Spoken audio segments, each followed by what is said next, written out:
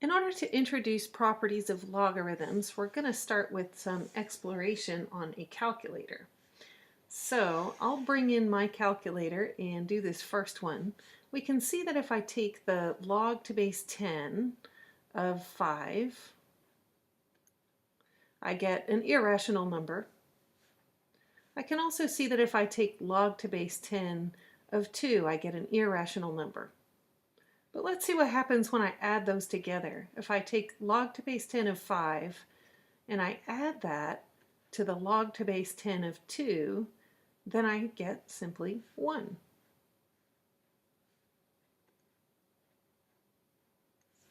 Go ahead and try the next two and see if you can figure out what the rule is. Pause the video and do this, and I'll fill them in a moment.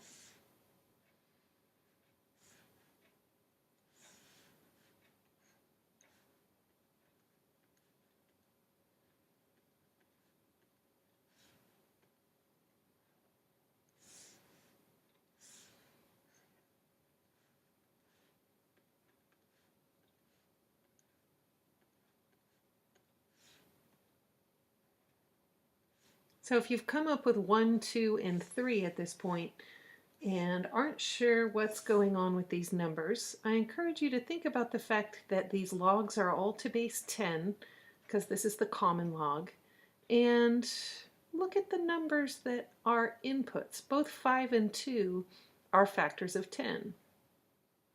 Similarly, we have a 25 and a 4 here.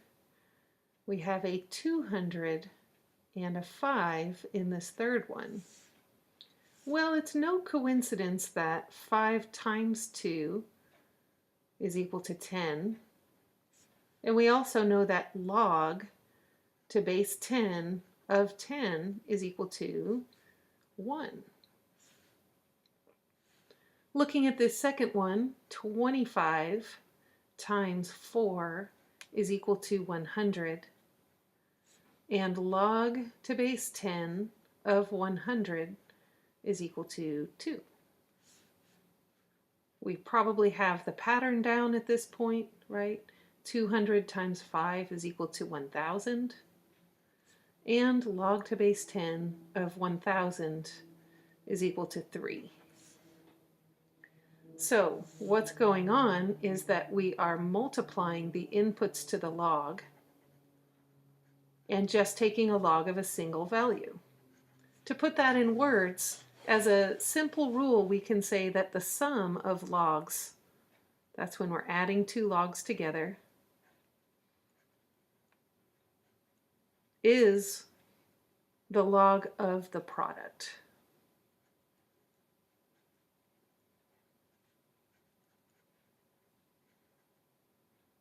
So make sure that you think about how this is stated. It's not any form of adding that turns into any form of multiplying. The adding has to be a sum of logs. So there has to be more than one log present. The multiplication goes on in the input to the log. So when we say the log of the product, note that we're only talking about a single log at this point. We're just taking the log of one number.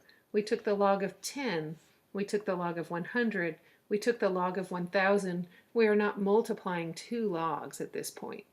We'll see each of these rules stated symbolically in a moment, but right now we're just exploring and understanding the relationship. So again, pause the video. The second one usually goes a little bit quicker, and find log of 20 minus log of 2, etc., and see if you can establish the pattern.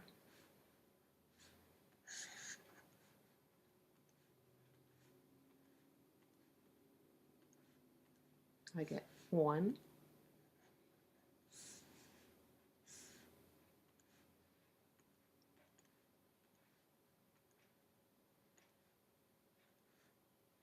And I get 2.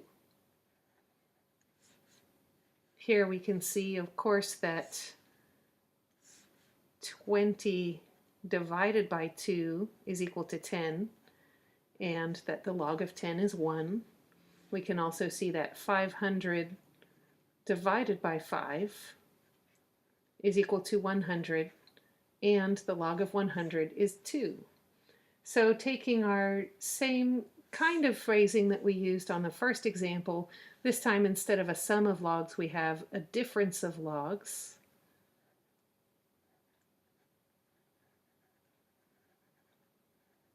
And instead of a product, we have a quotient. So the two rules we have established so far, the sum of logs is the log of the product, the difference of logs is the log of the quotient. Again, we have the same kind of relationship here, where in the log of the quotient, we're talking about taking a single log, just like these ones up at the top.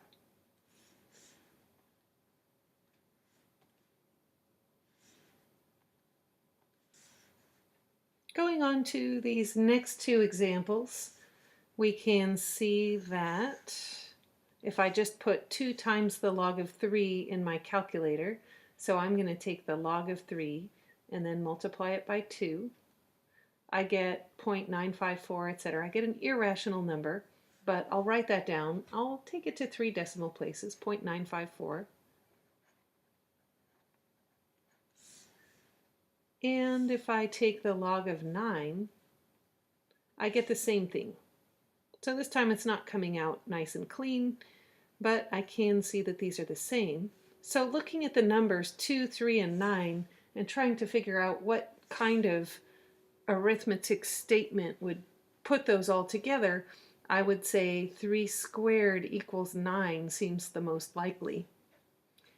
Similarly, I can see this same thing happening with 3 times the log of 2 and the log of 8. So the log of 2 times 3 is 0.903.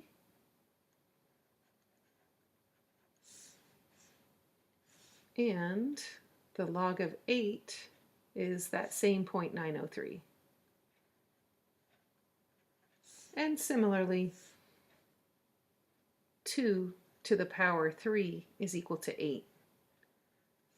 So this rule is a little bit harder to state in words, but what's going on is that a number that's multiplied on the outside of a log seems to be able to move up into the power of the expression that's inside the log. So this 2 is outside multiplied, and it can move up into the power of that 3, which is in the input to the log. In an attempt to put this into words, one way to write this might be that the scalar multiple of a log, that would be a number multiplied by the log, is a power of the log's input. But this one's a little bit more visual. We tend to think about this one visually, that scalar multiple moving into a power or moving back out of the power and to a scalar multiple. Both of these directions are applied commonly. So here we have a summary of the properties of logarithms, and this is the way we usually express them. Since we've seen them happen, they'll probably make a little bit more sense than they would if we were looking at them just for the first time. This first property is something that gets established when logs are introduced. The log to any base of 1 is equal to 0. That's true simply because any number other than 0 to the power 0 is equal to 1. So it's this property of 0 exponents just rewritten in log form. The second one is our sum of logs is log of a product, right? That's the first one that we established today. And note very importantly that in the sum of logs side we have more than one log. On the log of a product side, it is all written as a single log. So we're never rewriting it as a product of logs. It is a single log taken of the product of the two inputs. Same thing for this other property here. This was our difference of logs is the log of a quotient.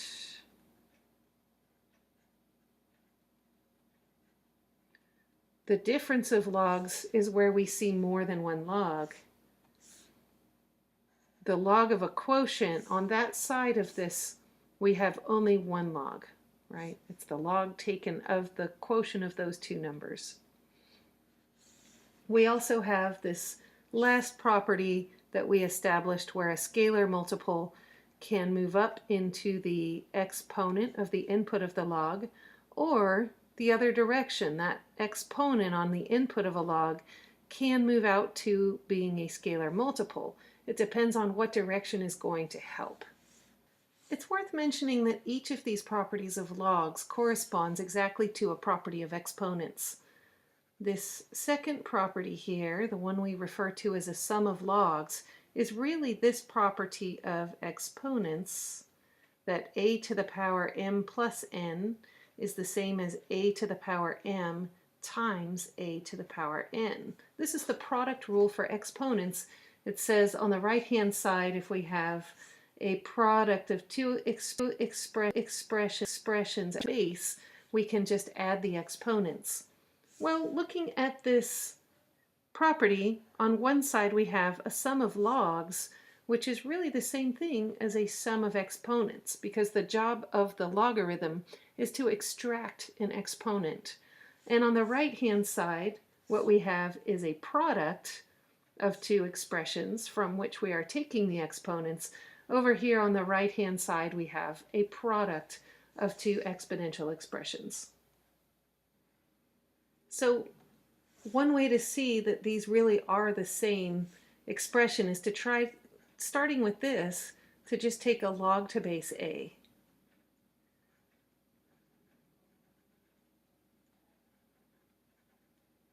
We can see that using this property of exponents, this has got to be the same as log to base a of a to the m plus n. And then we see that this has got to be the same as just m plus n, because the bases match of this exponential expression and this logarithmic expression. Well, this m plus n, of course, is the same thing as the log to base a of a to the m plus the log to base a of a to the n, and therefore we have equality of these two. Now, these aren't the exact same m and n in both of these expressions. This is a to the m and a to the n, a to the m and a to the n, but we could just run the same argument where this m and this n just happen to be different numbers from the ones used in this example. The fact that the m and the n don't have the exact same meaning makes it a little bit hard to fully understand the connection between these properties, but at least we can try to accept them on some level as being the same property. This property number 3, we can then see pretty clearly is the same as the quotient rule for exponents. A to the m minus n is a quotient, a to the m over a to the n, and we could establish that link in a very similar way to what we just did with property number 2, whereas this last one is really the same as the property a to the m to the power n. This is the power rule for exponents, is a to the m times n.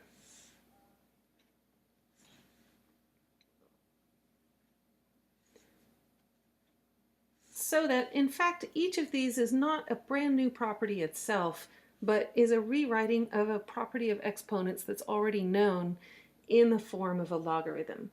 This starts to make a little bit more sense as we go through some examples and see that maybe there are cases where you could choose to simplify using a property of logarithms, or you could choose to simplify using a property of exponents, and you end up getting the same thing.